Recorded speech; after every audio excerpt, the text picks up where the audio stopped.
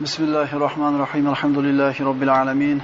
As-salatu was-salamu ala Muhammadin ve ala alihi ve ashabihi ecma'in. Amma ba'd. Assalamu alaykum ve rahmatullahi ve berekatuh.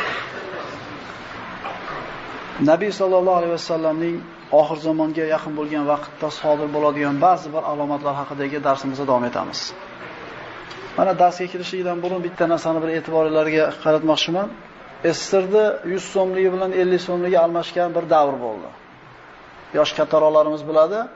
Shunday bir to'polon bo'luvdiki, eski kupyura pullarni yangisiga almashtirmasa, eskisi yo'qib ketadigan bo'lganda, shu bir bizitilayotganda bardak bo'lgan edi. Shunda bir og'ani bir katta ishxonada ishlar edi. Shu ishxonaga bir katta kamazis 2 chamadon pul olib kelgan ekan. O'sha eski kupyuradagi pul ekan. Bu darsga kirishlikdan burun aytayapmanki, tushunib olinglar nimani o'qiymiz buni bu yoqqa. 2 chamadonni olib qo'yib turib, o'sha buxgalteriyasiga olib kirib, "Ma bir chamadonni oling, bir chamadonni pul qilib bering" degan ekan. Ya'ni yillar davomida yemay, ichmay, ehtimol zakotini bermay, ehtimol sadaqa qilmay, o'zidan ham qizg'anib topgan pulini bir kun kelib yo'q bo'lib ketishlik xavfi bo'lib qolgan paytda shart yarmini berib olishga tayyor bo'lyapti. Nabiy sollallohu alayhi vasallam aytganlaridek, sadaqaning afzali o'zing baxil, sog'lom, kambag'al bo'lib qolishdan qo'rqib, boylikdan umidvor bo'lib turgan paytda qilgan sadaqating deyildi. Ya'ni yo'q bo'ladigan mahalda odam berib olar ekan hammasini ham.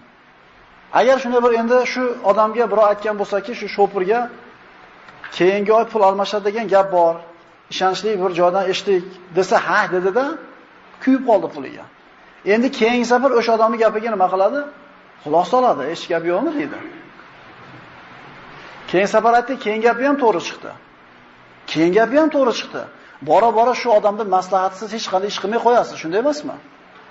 Endi biz quyida o'qiyotganimiz Nabiy sallallohu alayhi vasallamni oxir zamon haqida aytgan alomatlarini deyarli maydalari hammasi sodir bo'lganini ko'rsiz. Endi payg'ambarimiz aytgan boshqa bashoratlarga bo'lgan iymoningiz kuchayamadimi? Biz bu alomatlarni nima uchun o'qiyapmiz? Ha, bo'pti-yu. Endi nima qizig'i bor buni bilishda, deyish mumkin.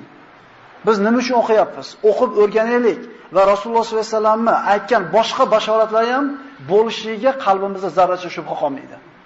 Demak, oxir zamon alomatlarini o'rganishdan maqsad Rasululloh sollallohu alayhi vasallamning aytgan bashoratlarini qolganiga ham iymonimiz nima bo'lishligi, ishonishligimiz, mukammal bo'lishligi.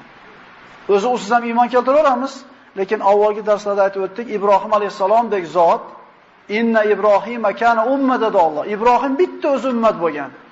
Shunday kishi Parvardigor, o'liklarni qanaqa qilib tiriltirasan, bir ko'rsatmaysanmi dedi. Osmonni malakotus samovotni ko'rsatgan Ibrohim o'zi